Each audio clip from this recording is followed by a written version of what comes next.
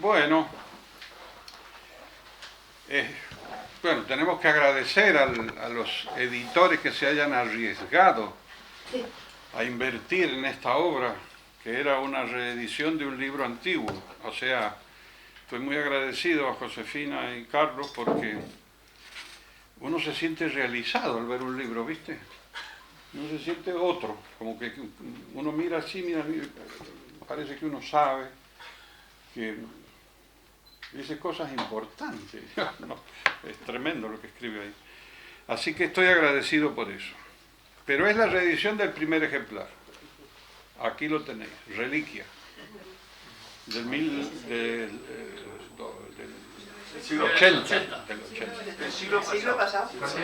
Que fue otro editor que se arriesgó, catalán él, de editorial ATE, pero fue invitación y contacto de Rafael de la Rubia. ¿Qué te parece? La gente hace cosas y se agradece. Pero la parte más interesante que me gusta a mí es esta. Fíjate la portada, la solapa. ¿La ven? Un solo libro. Mirá la segunda solapa. Mirá. Y hay libros increíbles, libros. La unidad en la acción. El místico influjo del número puro. O sea, esto es una auténtica cultura humanista, siloísta, ¿no? La mirada del sentido. Bueno, o sea que la evolución ha sido fantástica, ¿no? Ha sido muy buena. Eso es lo primero que quería comentar. Segundo, estamos festejando. Primero, cumplí 22 años. Perdón, más 50 del aniversario, ya se completa la película. De modo que haciendo ese cálculo descubrí que el día ese de Marra, del 4 de mayo, yo tenía 22 años. Teníamos algunos 22 años. Y sobre eso les voy a contar, porque es muy apasionante todo eso, más que el libro, que el argumento ya lo conocéis. Pero esa es la segunda parte. El otro festejo que tenemos en ciernes es que advertí al ir a Barcelona que la primera vez que vine fue hace 48 años, en barco, que era más rápido. Y cuando compro el billete, dice, no sé qué, Vigo. Digo, no, si yo voy a Barcelona. Dice, no, está al lado. No se preocupe, ya. Y me quedé ahí firme en el barco hasta que llegué, claro. Y en Barcelona teníamos unos contactos, porque antes de seguir ese trabajo que yo vine a hacer, había venido otro, que era una especie de colaborador, de adherente, que en Barcelona y en París les interesaba recordar ese tiempo porque hay algunos de aquel momento, como por ejemplo Guy Fontaine, y un muchacho que yo lo conozco y se llama Antonio, ¿cómo es que se llama? Menéndez. Pero cuando llegué en tren a Madrid tenía otro contacto, estratosférico, y lo llamo por teléfono con monedas, no sé de dónde saqué las monedas, y me dice, ¿cómo es la estación? ¿Dónde estás? Digo, no sé, ¿es antigua o nueva? Nueva. Entonces ya había llegado yo a la del norte, no a la de acá. Eso fue el comienzo de esta andadura. Y al no haber venido tantas veces, esto se ha desarrollado bien, tanto en Francia como en Toulouse, ¿no? Es muy interesante. Porque es como un dicho de Nasruddin, que me acordé ayer, dice, allí donde te quieran, un poco, no vayas demasiado. Así que bueno, tardé 48 años en volver. Bueno, dicho todo esto, vamos a empezar con el libro. Efectivamente, este libro a mí me causó un impacto importante porque estaba Silo acá en Madrid, creo, estábamos haciéndose un folleto con la introducción a temas de la comunidad, ¿no es cierto? Y salió ese título, ¿no? Todavía hay futuro, aún hay futuro. Pero claro, debería decir si hacemos algo, si no hacemos niente, no vamos a tener problemas. Entonces, el título quedó ahí como una especie de optimismo, porque eso he descubierto con el tiempo, que el enfoque que da asilo a todo esto es un optimismo con fundamento, que es hipernecesario, más que nada para los tiempos que corren, porque es una manera de contrarrestar el tiempo calamitoso que te llega vía percepción. Entonces ellos ponen el sinsentido y el caos permanently, y esto ayuda a contrarrestar esas cuestiones. Y ha estado en ello hasta el último momento. Porque esa es una cosa que les quería comentar, así a título personal. El enfoque que yo tengo de estas cosas no es tanto documental o doctrinario, sino de esa vivencia personal que tuvimos, algunos que lo conocíamos, lo fuimos conociendo, y que lo encontraba por la calle, ¿no? Y ahí en un momento había un lapsus de sabiduría, siempre. Y claro, yo ahora cuando volví me acordaba de eso, y nada, caminé por la calle, fui a los cafés y no estaba. Entonces, es como una impronta de tipo impersonal, ¿no? Y un amigo que casualmente en una de las reuniones hicimos un intercambio, al poco tiempo de partir, entonces decía, Molina de apellido el hombre, de los primeros tiempos, siempre. Y decía, claro, se lo extraña, uno lo encontraba en la calle, dice, y siempre te decía algo positivo, siempre te decía algo positivo. Y él te lo dice con 40 años de experiencia, ¿no? De vivencias. Por ejemplo, este amigo me contó, esto va surtido, no traten de seguir el hilo, no se puede. Es así. Me cuenta así, como quien no quiere la cosa, dice, pues sabes que yo estuve en la primera reunión grande que hubo. ¿Cuál? Le digo yo. Una reunión que hubo en una localidad bonaerense de Chacabuco, o sea, perdido en las Pampas. Y sí, a los años salió el tema y me dice, me acuerdo que estuviste ahí. Eso fue en el 64 y se llamó la reunión de los 50. En ese minuto habrán contado 49 más 1, 50. Y así, todas esas cosas nos vamos siempre recordando. Entonces hay como una impronta personal, ¿no? Pero lo que más inclusive le comentaba a Juan Carlos que me traía, que ahora al vivir de nuevo en esa provincia y caminar por las mismas esquinas, los mismos bares y todo, yo digo, ¿cómo ha sido posible esto? Si esa provincia no da para nada. Da para un par de folcloristas, 2 o 3, un dibujante, ¿viste? Entonces me he puesto a revalorar, ¿no? A revalorizar toda esta obra que este hombre ha hecho por decisiones, ¿no? Porque decidió un día, ¿no? Que yo lo rastreé, lo investigué para saber cómo había sido, fue y le habló a los vecinos de enfrente y del costado. Y ahí empezó y siempre han sido decisiones, ¿no? Siempre han sido decisiones que salen, pues ahora sabemos de lo profundo, pero no de las circunstancias, ni de las condiciones objetivas, que es lo que más me llama la atención. Muy sorprendente.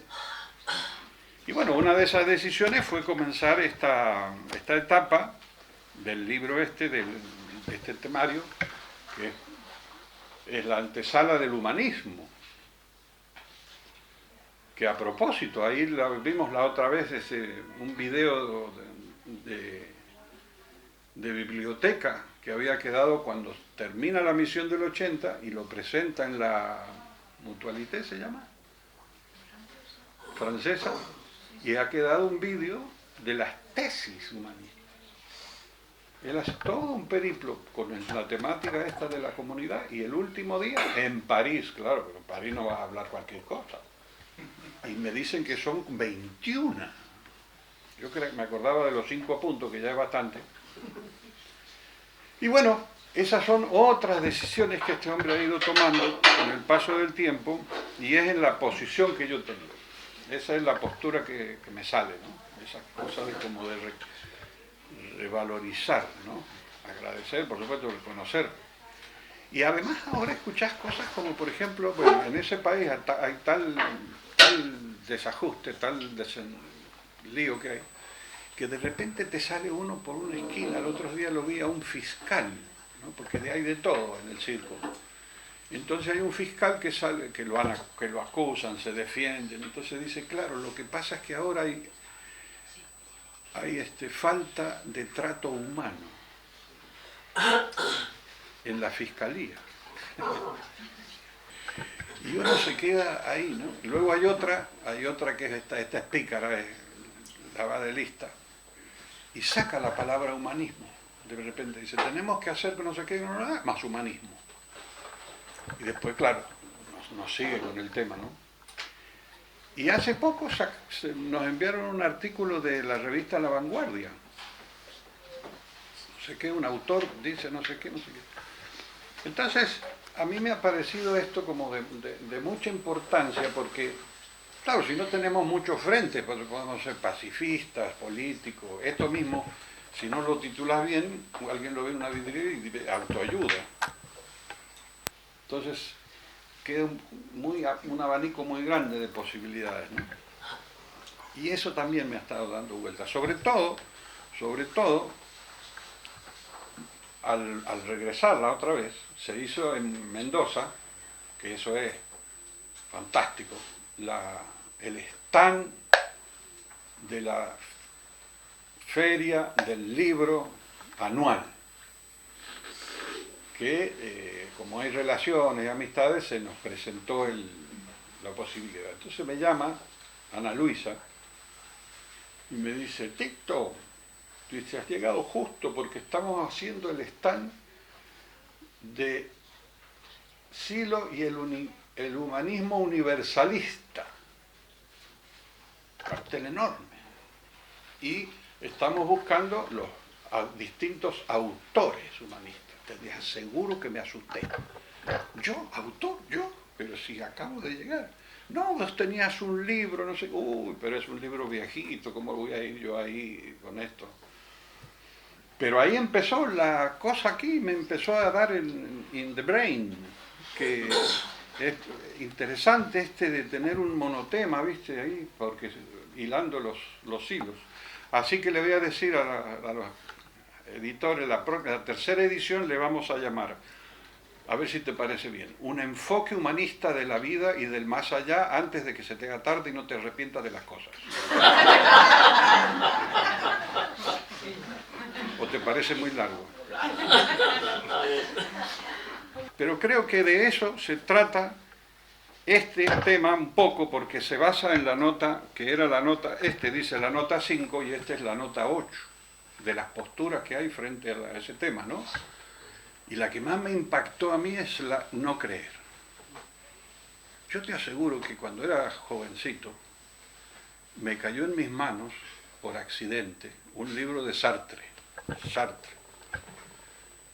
Y no sé qué página leí, ni qué título, y decía, en el más allá no hay nada, nada de nada. Con eso he crecido yo, con esa angustia de cómo que no va a haber nada. Esa es una, y ya a la nota 8 ya me la aclaró, es solo una postura. No, si esto es para hablar. Y Sartre, volviendo con el tema anterior, otra cosa que leí es la siguiente, no hace mucho que lo leí, dice, el hombre no es, va siendo, el hombre es proyecto, y en ese proyecto sale al mundo y se encuentra a los demás, las cosas, la naturaleza. Y acá viene la parte interesante, factores favorables y factores adversos, la oposición. Y Sartre escribe, entre paréntesis, la contra. Escrito por la contra. O sea, ¿entienden el punto, no? El tipo sale, un proyecto y sale adelante. Y esa es mi convicción tardía de lo que ha hecho Silo en Mendoza, cuando lo encontramos en la calle. Él tiene un proyecto y encuentra factores favorables, factores neutros, más o menos tranquilos, y la contra. Estoy mezclando todo porque la otra vez nos invitaron a 3, menos mal que fueron los otros 2, a hacer un homenaje así, en la Casa Mendoza de Buenos Aires, está en pleno centro, auspiciado y motorizado por Susana Chalina. Entonces a mí me dicen que yo hable de Silo como mendocino universal, lo cual me pareció fascinante. Entonces es un tema acotado, ¿no? Bueno, entonces yo estaba hablando de este tópico, ¿no? De esta cosa que me parece que es tan clara, porque cuando nosotros lo conocimos a él, muy al principio, se decía, Rodríguez es existencialista. Imagínate, en Mendoza. No puede ser, eso será ya lejos. Pero al ser de ahí y ser auténtico de ahí, eso fue lo que a mí me llamó más la atención, ¿no? Una cosa vernácula, propia de ahí, que no era folclórico, ¿no? Que no eran temas locales, ¿no?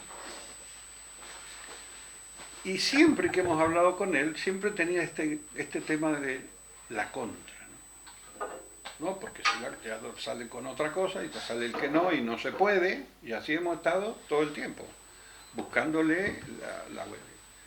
Y esto lo comento porque fíjate cómo él lo tenía tan en cuenta que una vez, cuando empiezan a surgir las fotocopias, había unas cerca de mi casa. Y no sé cómo fuimos a casa y que yo digo, bueno, vamos a hacer fotocopias. Y me dice, pero ahí no, que son contras. Una fotocopiadora. Y tuvimos que dar una de vueltas hasta que había otra en algún lugar, ¿no? Y se ríe, por supuesto, no lo ¿cómo se dice? No lo lleva a tal extremo, uno lo exagera un poco, ¿no? Pero eso quería intercambiar, ¿no? Ese tema de ese proyecto hasta último momento y buscando factores así, porque vos fíjate que el tema de Punta de Vaca es un ¿cómo se diría? Un monumento a este concepto, ¿no? Del proyecto del sí y del no, porque cuando empezamos, él dice, necesitamos un terreno más allá de Uspallata. No hay. ¿No, de verdad? No hay. Vamos, lo encontramos, no se puede. Todo así, hasta que se pudo. Y después se hace, como sabemos, con el permiso, etcétera, y se deja ese proyecto. Y luego se lo retoma y nos lo donan el Estado, el que nos dijo antes que no. O sea, un milagro. Para los faltos de fe. Como a mí me ha ido aumentando la fe poco a poco.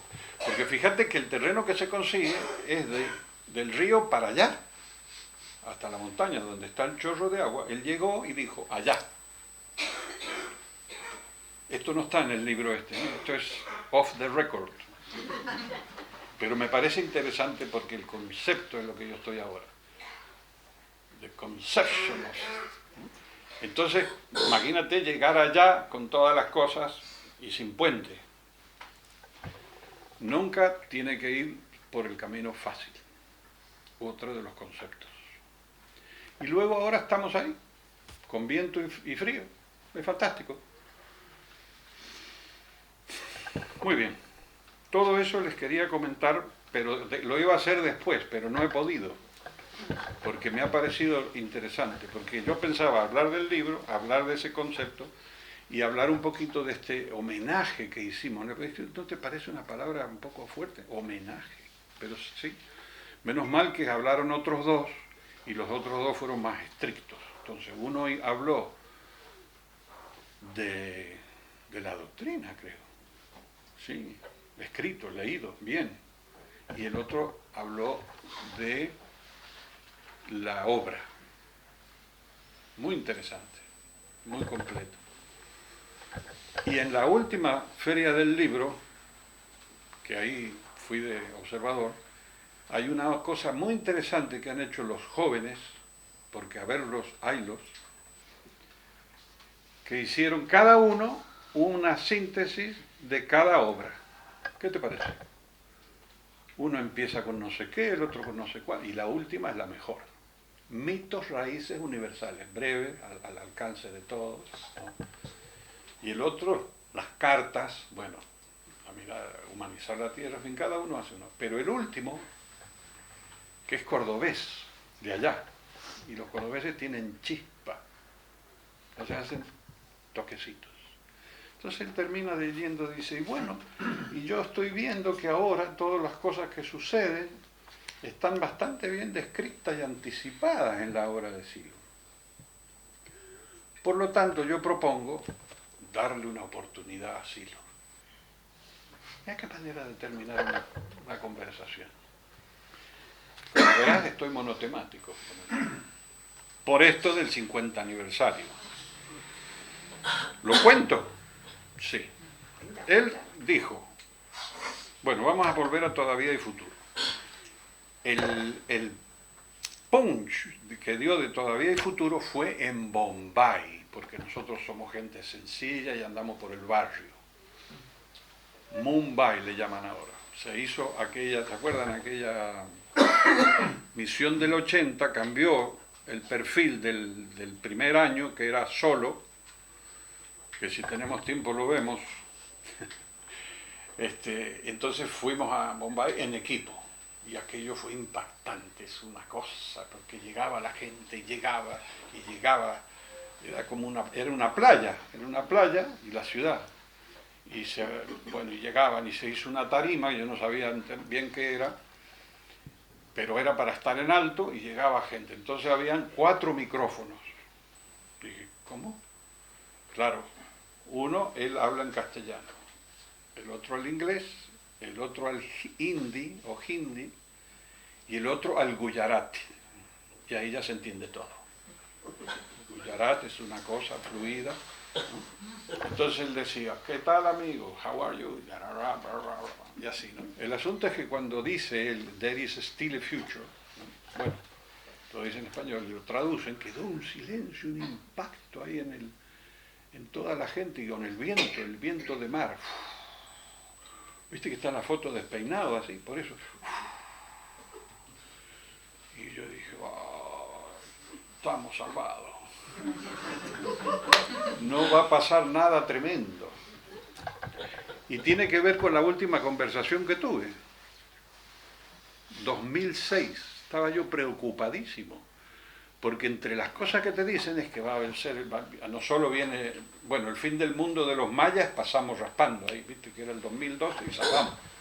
Después no sé qué viene, después dicen que va a explotar el universo, yo qué sé todas las cosas que te dicen. Y le pregunté, le digo, mira, disculpa que te haga esta pregunta, pero ¿cómo es esto? ¿Hay fines o no hay fines? No, dice, está, escuchen, en el nihilismo de sus cabezas. El nihilismo de las cabezas pensantes, de los pasan artículos, documentos científicos y qué sé yo. Yo me dije, esto no va a quedar así. Vamos a reeditar todavía el futuro. Así que tenemos una lucha con los nihilistas. Mira qué palabra rara, con H, nihil. Y entre el nihilismo y el sinsentido y los tránsfugas estamos nosotros alborotados. Y estamos haciendo lo que podemos, como me dijo los otros días un amigo nuestro. Bueno, yo hago lo que puedo, me dijo. Y yo me quedé, es cierto. Lo que pasa es que si entre varios hacemos un poquito, se hace bastante. Entonces, íbamos a relatar el tema del 4 de mayo. Porque el 4 de mayo del 69 hay ya 9 años de actividad voluntaria. Y esto surgió en el 67. ¿Por qué? Me acuerdo ahora, porque yo me invitaron los tucumanos al norte argentino, que es otro clima, otro país, otra cosa. Y entonces yo fui ahí con un amigo a ver la selva. No entré por motivos de precaución, pero estaba en la selva ahí y ahí me acordé, ahí tuvimos una cabaña de tronco y barro 4 meses. Hacíamos ejercicios sobre los centros, hacíamos otras cosas y leíamos biología, que yo te lo recomiendo. La biología de Weiss. Hay un autor que se llama Weiss, así. Y en ese contexto, un día está sentado en una mesa y dice, y bueno, ahora estamos con vamos a estar con este asunto, creo, de silo. ¿Qué es que sé? Bueno, hay una explicación. Después vino otra vez otra mención. Al terminar se hizo una ceremonia para que saludáramos a los vecinos. Siempre hay que ser agradecidos con el entorno. Y el comisario. Vino el comisario, que se hizo muy amigo de él. Primero nos detuvo, los meten preso y después es tu mejor amigo. En esa ceremonia se iba diciendo no sé qué, tal cosa, y de repente solo importa la fe. Y la gente responde, solo importa la fe. Y ahí seguimos, ¿no? Pero ahí también figura lo de Silo. Pero esto es lo que vamos a comentar. En el último día, nosotros salíamos en misión imposible por 3 años, para hacer grupos, algunos estudios, algunas cosas. Y en ese contexto, él dice, bueno, y mientras se hacen esas misiones, dice, uno se va a encargar del fenómeno Silo. ¿Qué es que sé? Y así empezó. Eso fue abril del 67. Nos vamos a encontrar en mayo del 70, a las 7 menos cuarto. Entonces, antes, en el 68 nos dice, bueno, podríamos comenzar a hacer alguna cosa. Y ahí viene lo de la fotito esa, ¿viste? Eso. ¿Que por qué se decidió la estampita? Porque tembló en ese momento cuando estaban revelando la foto y quedó en la pinza. Esta es. Y entonces ahí viene lo de mi enseñanza no es para los triunfadores, sino para los fracasos. Y ahí empezó ese camino, esa andadura. Y luego él dice que se va a la montaña y conseguir el terreno, y lo conseguimos, se instala en la montaña y entonces nos invita a ir allí. En esa época había una hostería. La hostería es como si fuera una casa rural.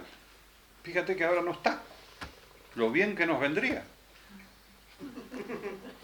El no, ¿ves? Siempre el no, la adversidad.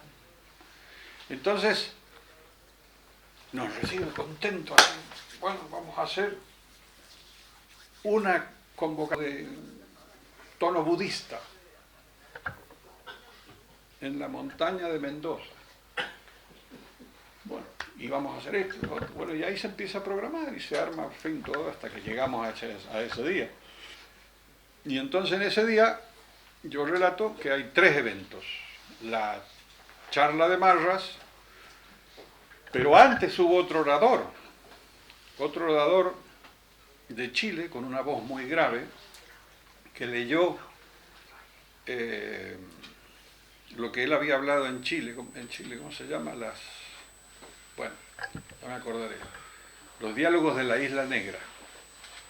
Entonces eso sentó un antecedente de qué es lo que venía. Y nosotros estábamos ahí en la montaña y no sabíamos dónde estaba, si estaba allá lejos, estaba más acá. Bueno, el asunto es que al poco tiempo, claro, vino y empezó con el consabido diálogo que ustedes conocen. Y de lo que se trata el acto de ahora. de escuchar el audio. Pero para mí, la parte, aparte de varios temas, ¿no? El tema del carro del deseo y todo eso, que un amigo de Buenos Aires ahora hizo un escrito los otros días y dice: no me alcanza el carro del deseo, he tenido que trabajar con la caravana del deseo, de todas las cosas que tenía. Así que hay varios matices. Y todos se acuerdan de algo, ¿no? Unos se acuerdan de algo, como cuando nos dice que hay que aprender a amar. Mamá mía. Y hay que aprender a reír. No me digas. Ahí estábamos todos muy solemnes. El asunto es que el momento impactante para mí es cuando dice: a ti te arrojo esta esperanza, y da el caduceo a la gente. El caduceo ese que tenía. Que ahora en Barcelona me dan la foto. Existe una foto preciosa. Un caduceo bien hecho y nada más o menos. Entonces eso fue impactante porque, y fíjate que el tomarse el trabajo de fabricarlo con varios días antes, y perfecto, ¿no? Tiene toda su cosa, para darlo a la gente, ¿no? Entonces me ha quedado ahí la imagen, el que da, ¿no? En inglés existe la palabra giver, es a giver, pero nosotros no lo podemos decir, no vamos a decir un dador, no, tampoco, en fin, pero es así, él, sin ningún tipo de problema, yo doy esto, y salió todo eso. Luego, termina eso muy bien, y vamos al Hotel Uspallata importante a una conferencia de prensa, en donde los periodistas siempre dicen cosas estrambóticas, unos bien, otros muy bien, y otros regular. Y después nos fuimos a la ciudad de Mendoza. Y allí se hizo una reunión con los nuestros. Habían venido de Córdoba, Buenos Aires, el norte, y claro, Chile. Y estábamos todos en una sala de estar y él sentado ahí, dice, y entonces nos dice: muy bien, damos por terminada esta etapa que ha sido más o menos de tipo artesanal, que teníamos nombres estrambóticos, cosas curiosas, y se habían hecho muchos esfuerzos, porque ahora que hablábamos de este tema, porque el que quiso hacer esto fue el que llegó, fíjense ustedes, al último momento del último acto, y lo pusieron, pobre hombre, con otro más muy conocido, a pintar carteles en Buenos Aires, 8 meses pintando carteles, para que se llenara la plaza esa con el último acto. Entonces él quería saber cómo había sido lo primero, y por eso ahora tengo la memoria fresca y ustedes ahora tienen que escuchar estas cosas. Bueno, el asunto es que ahí termina esa etapa y había un librito rojo, y ahí comenzó nuestra etapa ya pública, que se llamaba el Movimiento de Liberación Interior, que con ese llegué acá, lo vimos allá ¿te acuerdas? En la mierda que había uno aquí que me decía: ¿por qué interior? ¿Por qué liberación interior? ¿Entiendes? Liberación total. Bueno, vamos por parte, hijo, que estoy aterrizando. Así que, pero era lindo ese, porque ahí cambia el lenguaje, fíjense cómo lo hace, el cambia de lenguaje. Ahí empezó aquello de: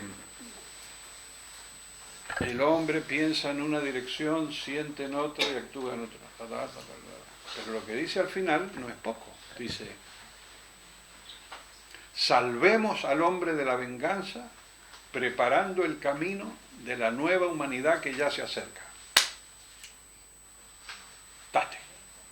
Ahora, ¿no te parece fantástico? Desde Mendoza, preparar el camino de la nueva humanidad. Y eso no sé cómo habrá resonado en todos, pero éramos varios, muchos jóvenes así, muy grupos, amigos de afines, y sonaba como importante. Y bueno, así se termina ese acto. Viene el de Córdoba, que no se puede hacer, lo meten preso. Viene el de Yala, Porque mientras que se ha hecho esto público, se han ido haciendo los retiros largos, estos de los 6 meses y todo eso, y de 1 mes y de 2 meses. Se hizo uno en la Pampa, donde no hay referencias. Vos mirás así, no hay nada. En un horizonte no hay nada. Entonces, bueno, lo de Yala es interesante. Lo supimos hace poco. Porque, lo voy a decir muy simple, Silo decide entregar la arenga al obispado.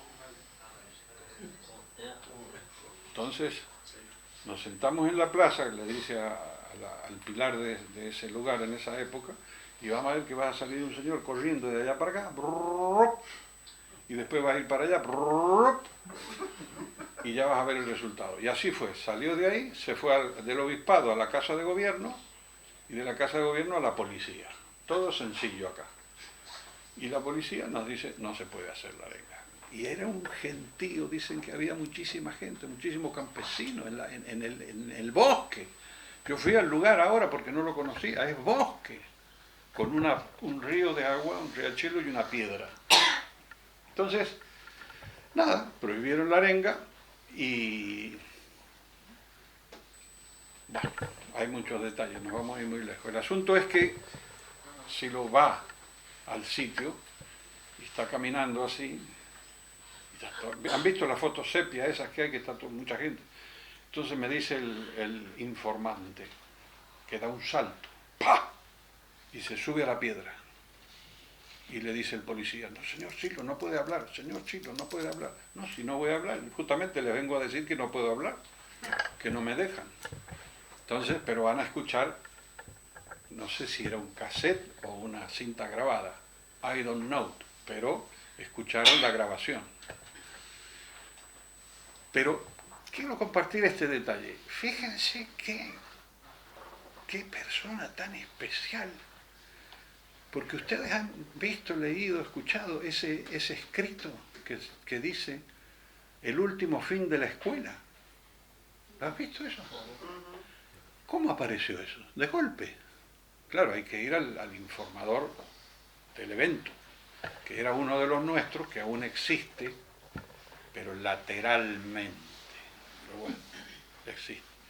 Pero él tenía una caja donde estaba grabada la arenga original y siempre nos informaba en Mendoza que existía esa arenga. Algún día la traeré, algún día y algún día, hasta que al final lo culminamos.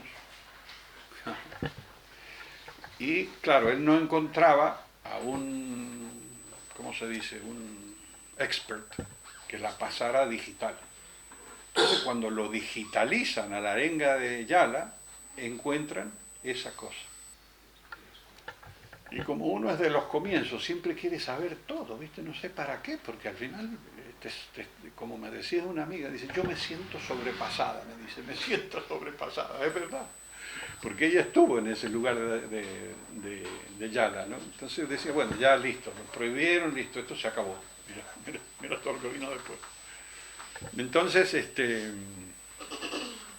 teníamos que averiguar el tema. Entonces dice, mira, me parece que eso fue grabado en las afueras de Jujuy, una ciudad así, para que no hubiera ruido de ambiente, y sí lo grabó por lo que pudiera pasar. Claro, estaba el obispado en contra, la policía en contra, podría pasar varias cosas. Entonces él quería que se conozca el último fin de esta entidad. ¿No te parece extraordinario? Eso hace 50 años y lo dice con toda actualidad. Cambia de tópico, cambia, porque ahí le da con toda esta institución que tenemos con estos chicos y cambió el concepto. Por eso es muy importante este trabajo de actualización, porque él cambia la línea ideológica. O sea, ya no tenemos, es como si fuéramos el Quijote, ¿viste? Va contra los molinos, ¡oh! Ya no hay más molinos. Los molinos se caen solos, nosotros hacemos nuestro trabajo. Porque después de esta institución tremenda, que cree que este reino es de este mundo, vino lo de las multinacionales, ¿te acuerdas? los bancos. Yo estuve en una discusión en Mendoza tremenda. ¿Qué era peor, si una multinacional o un banco? Y le digo, no, es que es femenino, es la banca.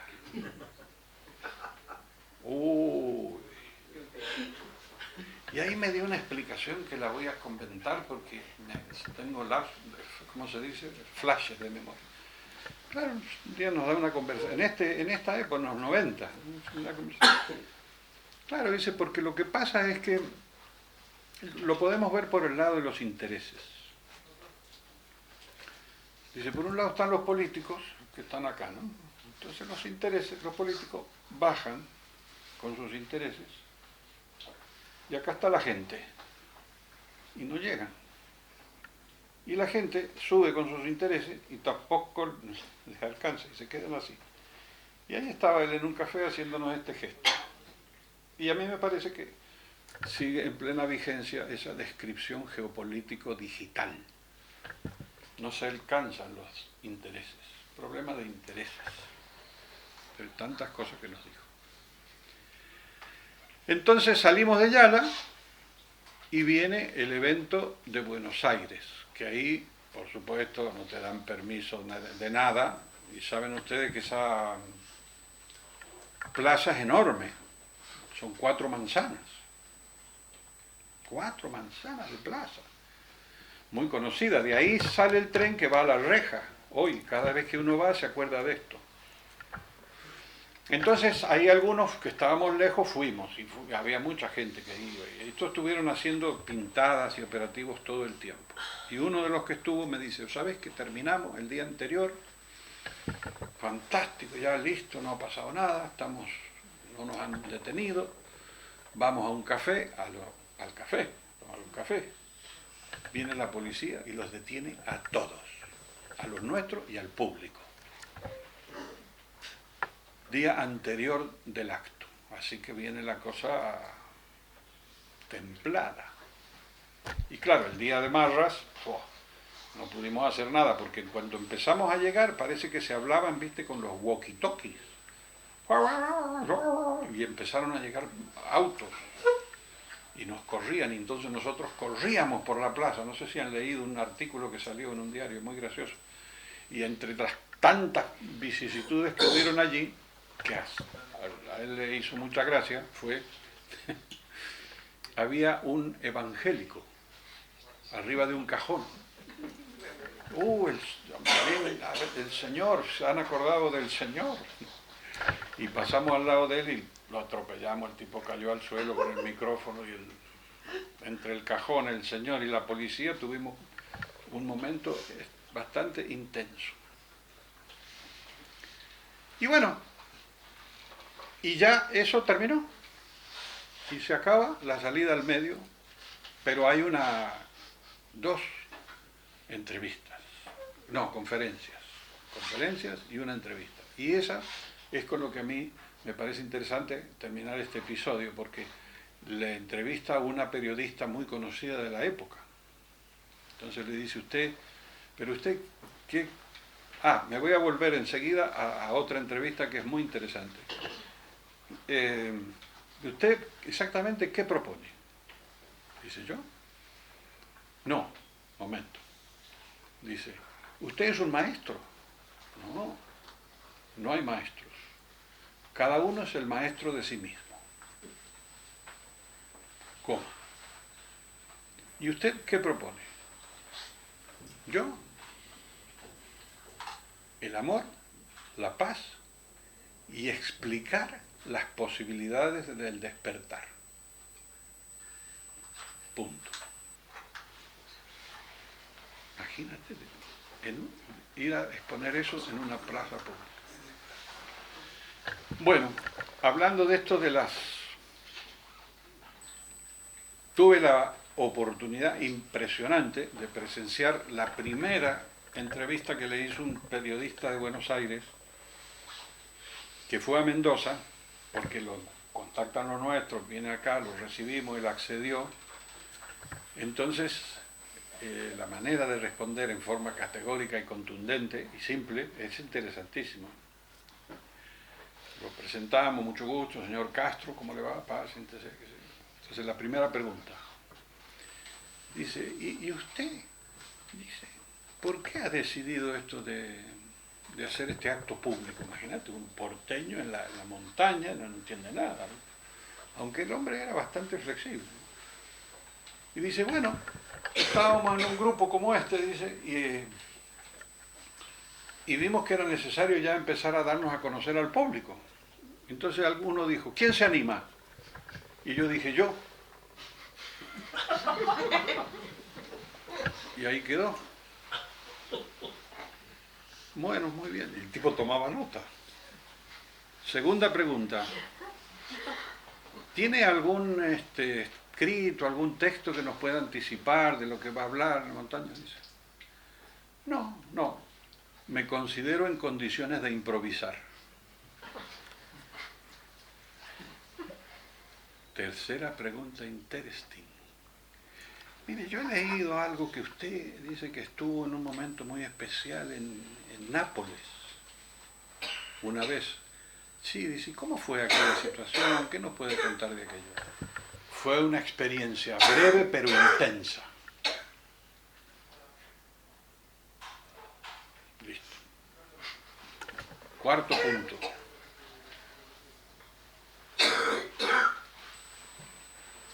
¿Usted cree que va a poder hablar con esta dictadura, con esta gente, con los fusiles?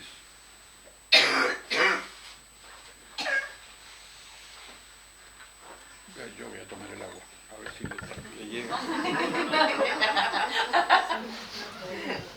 Entonces, ahí Silo se levanta y dice, bueno, estábamos conversando con el periodista, ahora vamos a conversar con el amigo. Y se cambia de silla, se viene a otra silla, y le habla, y le dice, mire, si estos tipos, con otras palabras más altisonantes, se atreven a hacer algo con nosotros, van a ver de lo que somos capaces de hacer. Y en ese minuto le hace un desarrollo geopolítico de la zona extraordinario, que explica por qué los armamentos y esto y lo otro, no sé qué, por supuesto no quedó grabado ni nada, y no sé si él lo escribió. Pero esa fue una de las entrevistas más curiosas que pude estar presente. Bien, entonces hemos descrito esto, que ahora se ha hecho un texto muy completo de los amigos que participaron, que se llama la cronología del 69. ¿Te parece bien? Fantástico. Había otro detalle. Se escribió un texto que se llamó Silo y su enseñanza popular, para explicar las cosas en fácil. No recuerdo bien todo. Ahí ha salido hace poco la carátula en naranja con la sombrita, pero ahí había un principio. ¿Cuál era? Busca el lado bueno de las cosas. Que se puede, te digo. No decía eso. Pero ¿no les parece fascinante una cosa tan sencilla? Yo ahora lo estoy tratando de practicar. He llegado tarde, me han traído por el atasco, pero hemos llegado, así que le estoy buscando el lado bueno de esa experiencia. Y así todo. ¿A qué es interesante esto? ¿No te parece interesante? Y todo por voluntad. Eso es lo que yo he venido a descubrir ahora. Todo por voluntad, por querer, por, ¿cómo se dice? Propósito deliberado. Hasta último minuto. No, tiene mérito. Bueno, entonces vamos a ir al libro. Creían que se iban a escapar. Finally. You have to trust me. No, solo vamos a desarrollar porque no tenemos tiempo de 250 páginas. ¿No lo vamos a leer entonces? No. Hay una introducción y un prólogo, y la primera parte dice el hecho de vivir. el impulso de superación. Eso es lo que sosteníamos en esa época, y todavía, que tenemos un impulso de que uno se quiere superar. El deseo, necesidad y sufrimiento. Deseo, necesidad y sufrimiento. Con eso vamos a terminar, pero ahora no. Conversión del sentido de la vida. Te comento que hace poco he leído algo que dice que alguien le pregunta así sobre la trascendencia y que hay que esforzarse y estar bien dispuesto al último minuto. ¿Es así? Y sí, le ha dicho. Pero antes hay que tener el fenómeno de conversión. ¿Sabías eso? ¿Viste? Es curioso. Antes hay que, no sé qué, hay que convertirlo. Si no nos quedamos here.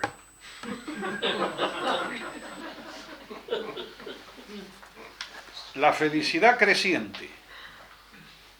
Ese era un tema de la comunidad, el tema de la felicidad, entendido como tener todas las cosas que uno quiere cuando quiere. ¿Será así? No. Es más como, por lo menos, no contradicción propia. Ahora yo por los demás. Porque también hay que hacerse cargo de los demás. ¿Sabías ese tema? Es un problemón esto. Esto me lo hizo ver un amigo de estos que preguntan cosas ahí en Barcelona. Me pregunta si en esta nueva versión está, mira qué pregunta, me pregunta si en esta nueva versión está lo del egoísmo inteligente. Que parece que está, lo vamos a buscar para ver qué dice. No. Claro, era un planteo que surgió en una época, yo creo que está acá, en donde, claro, uno se atiende a sí mismo. De hecho, te hablan de la conciencia de sí, pero en solidaridad con los demás.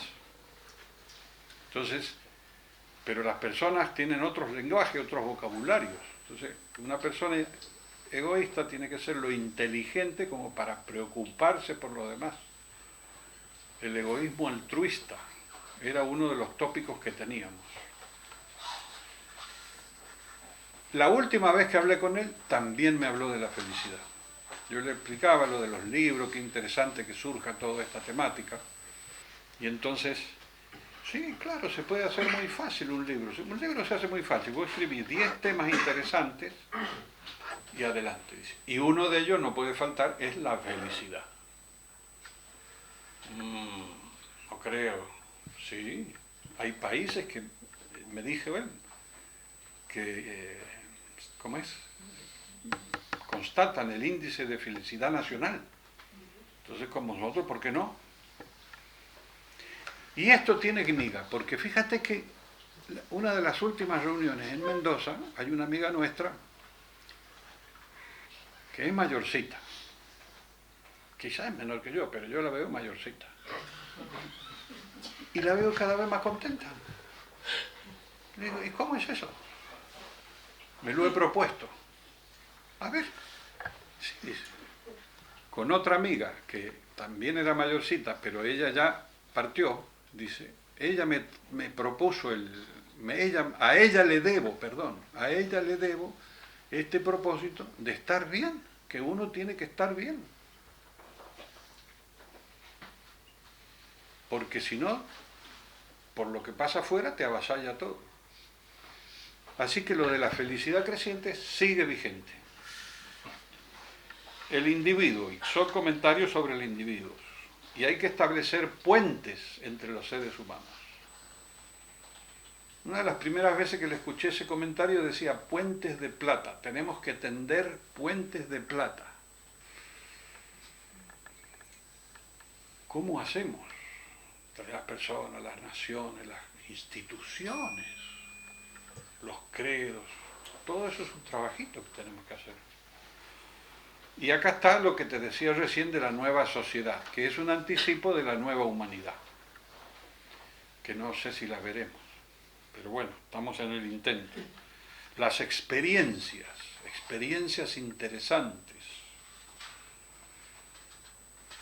Cuando aquí hay un capítulo, no sé, en una parte que habla de la mente. Sobre la mente, él conversó en Canarias, no recuerdo bien si 76 o 78, pero lo comenta. Y de paso tengo otro comentario interesante. Entonces, claro, después que terminó la conferencia fuimos a hablar con él, porque nosotros veníamos de hacer grupos rasos así, con ejercicio y Waze y todo eso, y de repente apareció en el panorama la mente. Y está subiendo el ascensor en Canarias, que es otro clima. ¿Y cómo sería esto? Caminos de experiencia. Hay que seguir, lo del camino ya lo tenía previsto. Caminos de experiencia. Y luego nos da las experiencias guiadas. Y ahora el centro de todo es las experiencias. Que lo cuenta ahí al amigo que le filmó, ¿viste? En un bar de chakras. Le dice, si no sigues dando vueltas como un círculo vicioso. Y yo he ido a ese café. Y es verdad. Por supuesto. Tiene otra resonancia si vas al mismo café y ves el círculo vicioso. El samsara de la vida. El sentido pleno se conseguirá. Y bueno, sigue la existencia humana, el sentir trascendente. La vida tiene sentido y por si no se ha entendido nada, hay un resumen general. Y unas notas ampliatorias. El tema este de lo trascendente, claro, se puede tomar de distintas maneras.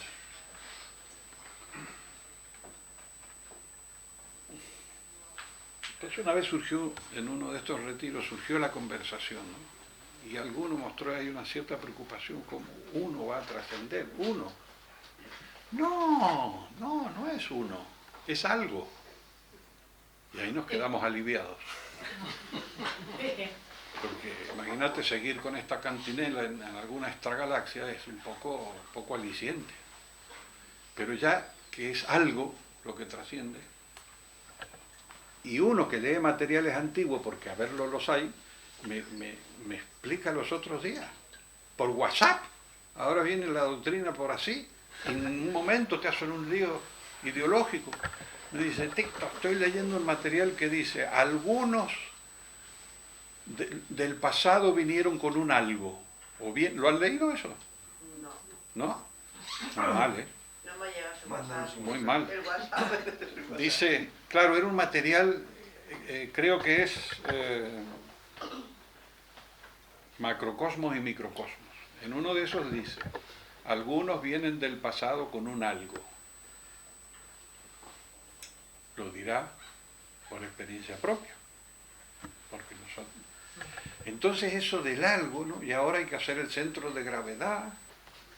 Y es lo del crecimiento del espíritu. Y uno se da cuenta, uno sabe. Viste que hay un apunte que dice, uno sabe cuando eso va a pasar.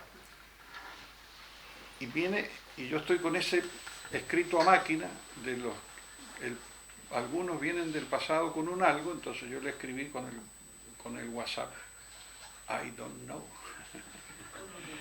Es interesante esta época porque tiene una de combinaciones de antiguo y del presente terrible, ¿no? Así que bueno, de esto se trata este libro, como habrán ustedes visto, es muy amplia comunidad. A propósito, yo me traía mi tablet, pero si no tengo wifi no la puedo mostrar. Y viene el último informe de la comunidad. ¿Qué tal? Un informe completo. La comunidad existe y es international. Y yo me he sumado y me han dicho welcome. O sea, estamos todavía en tema. Y mira que pensar la comunidad para el desarrollo humano. ¿Quién se preocupa de eso? Ah, es el equilibrio, decimos. Sí, pero se quitó. Y equilibrio. Las dos bueno, no sé si podremos. Muy bien. Bueno, hemos comentado muchos temas y esto es más o menos lo que les quería comentar. Un poco del del homenaje y eso.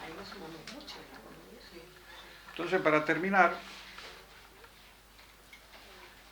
yo en el homenaje digo, claro, porque aquí, porque claro, alguien te pregunta, ¿y de dónde sale todo esto? ¿Se te ocurrió a usted, vos, tú? ¿Y qué le digo? Sí, de vez en cuando, no, bueno, hay una fuente, hay una autobiográfica acá, pero leyendo,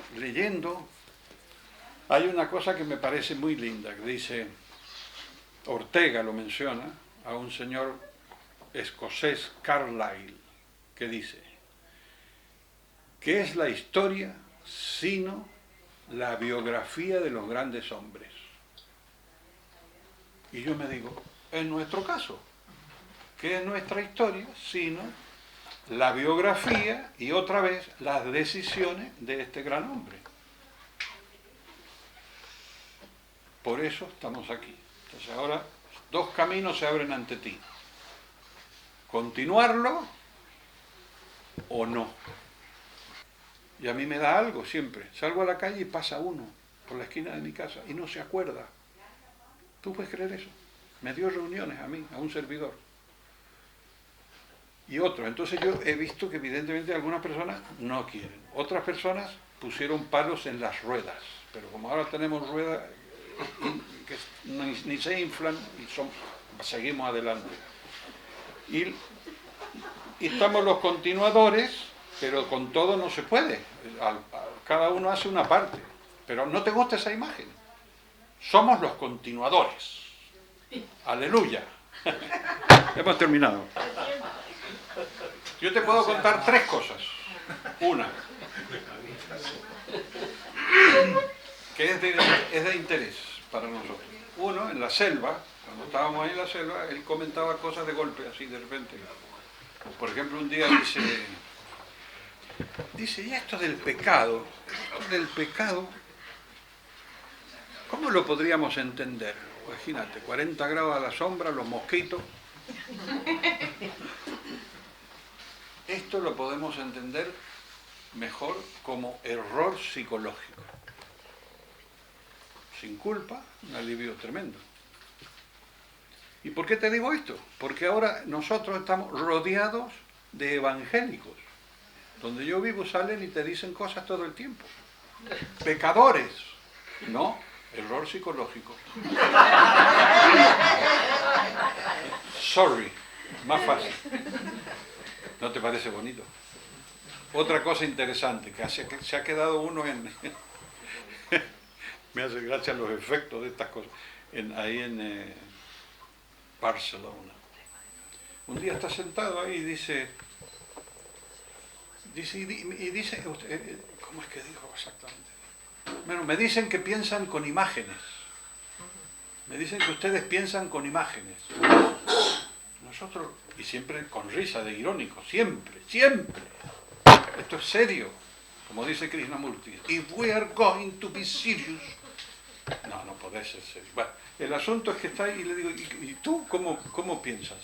Yo no sé, de otra manera, de cualquier manera, pero con imágenes no. Hasta el día de hoy estoy preocupado. Porque yo no hay manera.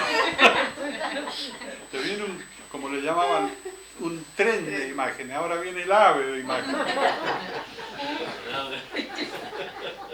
Y otra muy interesante es la vida dura de la cárcel. Resulta que en Jujuy, hace mucho, detienen uno de nuestros primeros detenidos, lo detienen en Jujuy, la primera dictadura, y resulta que no se sabía dónde estaba. Entonces un amigo joven que vive acá ahora, que te digo, vive ahora en Madrid, existe. Viene, baja 1400 kilómetros, va al asilo, le toca el timbre y le dice, mira, perdona que te moleste, pero han detenido a fulano de tal. Ah, sí, y no sabemos en dónde está. Entonces dice, más o menos lo recuerdo así, le dice, ¿y qué tienes que hacer ahora? No, nada, estaba acá. Vamos a acompañarme, vamos a la policía. Entonces van a la policía federal, nacional. Dice, buenas tardes, mire, han detenido un amigo nuestro en Jujuy y nosotros dos somos más peligrosos que él. Así que me tiene que detener. No, mire, no podemos. ¿Cómo lo vamos? Me tiene que detener porque somos muy peligrosos. Y además no sabemos dónde está nuestro amigo. ¿No te parece bien? Y lo detienen, lo llevan a la celda, ¿no? A la celda de la ciudad. Al día siguiente, no, un momento, hay un detalle, dice, hable con su superior. Verá que soy peligroso. Bueno, habla con su superior, lo detiene, entra a la celda y al día siguiente, mire, me va a disculpar, pero lo tengo que liberar. Porque es que necesitamos la celda. Hemos detenido una marcha de los chalecos amarillos, entonces necesitamos, pero ya sabemos dónde está su amigo. Y ahí se lo encontró y se llamó por teléfono y que se liberó y él hoy vive libre. ¿No te parece interesante? La impronta. Y así muchas. Es que soy vergonzoso.